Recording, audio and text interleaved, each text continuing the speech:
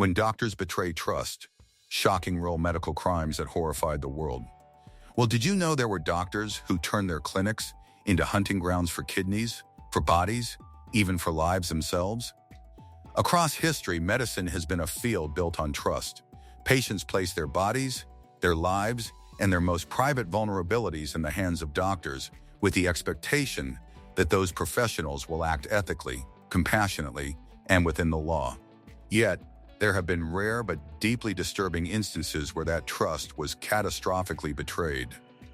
Some of these cases are not only horrifying, but also fascinating because they expose how power, authority, and lack of oversight can allow medical professionals to commit shocking abuses for years before being stopped. The stories of Dr. Amit Kumar, Dr. Michael Mastromarino, Dr. Jayant Patel, Dr. Donald Cline, and Dr. Linda Hazzard each reveal a different form of medical misconduct, ranging from organ trafficking and corpse mutilation to reckless surgery, fertility fraud, and deadly pseudoscience. Dr. Amit Kumar's case, often referred to as the Gurgaon kidney scandal in India, exposed a large-scale illegal organ harvesting operation that ran for nearly a decade. Operating primarily out of Gurugram near New Delhi between 1999 and 2008, Kumar and his associates exploited impoverished and vulnerable people by removing their kidneys and selling them to wealthy transplant recipients, including foreign patients. Many of the victims were laborers or villagers who were lured with promises of jobs or money, only to be taken to makeshift surgical facilities where operations were performed without proper consent or legal authorization. Some victims were misled about the nature of the procedure, while others reportedly had little understanding of what was being done to them. The kidneys were sold at enormous profit margins, with recipients paying large sums while the donors received very little or nothing at all. The operation came to light when police raided a residential building that had been turned into a secret surgical center. The investigation revealed a network of brokers, doctors, and middlemen involved in transporting donors and recipients and falsifying paperwork to bypass transplant regulations. The case demonstrated how organ trafficking thrives where poverty, desperation, and weak oversight intersect. Mastromarino pleaded guilty to charges including enterprise corruption and body stealing and received a prison sentence of 18 to 54 years. He later died in prison. His case led to significant reforms in how tissue banks and recovery companies are regulated and highlighted how even post-mortem medical industries require strict oversight to protect dignity and consent. In Australia, Dr. Jayant Patel became infamous as Dr. Death for a string of reckless surgeries at Bundaberg Base Hospital in Queensland in the early 2000s. Patel had previously worked in the United States, where concerns about his competence had already been raised. Despite this, he secured a senior surgical role in Australia. The situation escalated into the Bundaberg Hospital scandal, prompting inquiries into hospital oversight and credentialing systems. Patel was eventually charged with manslaughter and grievous bodily harm. Although he was initially convicted, legal technicalities regarding evidence led to some convictions being overturned on appeal.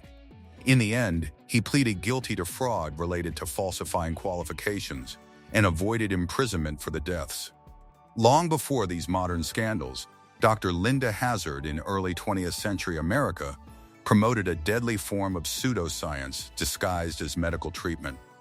Hazzard believed that prolonged fasting could cure nearly any illness and ran a sanitarium in Washington state called Wilderness Heights. Patients were placed on extreme fasting regimens consisting of minimal liquids such as tomato juice or broth for weeks or months. As their bodies deteriorated, Hazzard insisted that the weakness and weight loss were signs of toxins leaving the body. Many patients became skeletal, and some died under her care. Local residents called the facility Starvation Heights because of the condition of the patients who staggered away from it. In 1912, Hazzard was convicted of manslaughter after the death of a wealthy patient, Claire Williamson, whose weight dropped to dangerously low levels before she died. During the trial, it also emerged that Hazzard had forged the patient's will to gain control of her assets. She served only a short prison sentence and later resumed her practice. Ironically, Hazzard herself eventually died from complications related to fasting. Her case remains a stark reminder of how unproven medical theories and charismatic authority can lead to fatal outcomes when unchecked by science and regulation. What connects all of these cases is not just the shock value of their actions, but the consistent violation of core medical principles. In every instance, informed consent was ignored or manipulated. Whether it was removing a kidney, harvesting tissue from a corpse, performing reckless surgery, inseminating patients with personal sperm, or subjecting individuals to starvation, each doctor placed personal motives above patient welfare. These motives range from financial profit to ego, deception, or belief in dangerous ideologies. Another common theme is the exploitation of vulnerability. Poor villagers in India, grieving families in the United States, trusting patients in Australia, hopeful couples seeking fertility treatment, and ill individuals searching for healing all found themselves harmed by the very professionals they trusted. These cases also reveal systemic weaknesses, inadequate oversight, poor credential checks, regulatory gaps, and slow legal responses that allowed the misconduct to continue for years.